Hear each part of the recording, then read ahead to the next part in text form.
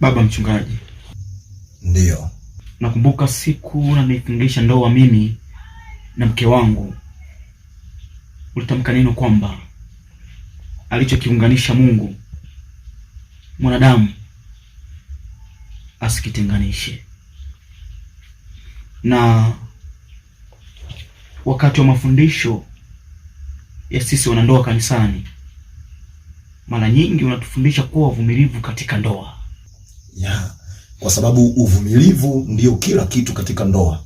Uvumilivu, amani na upendo ndani yake. Lakini mimi kwangu nimevumilia sana. Baba, acha niwe muwazi leo. Mimi nimechoka. Siwezi tena kuvumilia. Jesus. Ananikaripia kama mtoto. Anarudi nyumbani muda anaotaka yeye. Na akirudi anakuta tayari nimeshapika na nimelala. Mke wangu nampenda, lakini kwa haya yanayonitokea, yanayonifanyia, nimechoka mchungaji. Naniuma baba.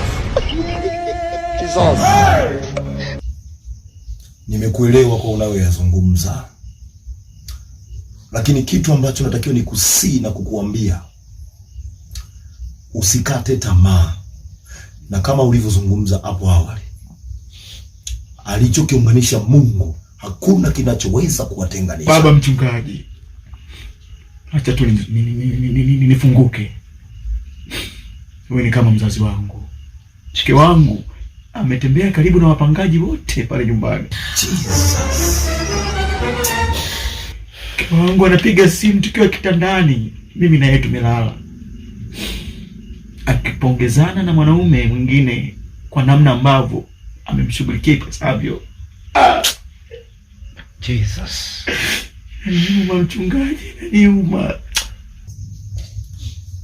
Kwa hayo majaribu unayoyapitia, usisahau kuwa Mungu ana makusudi na wewe.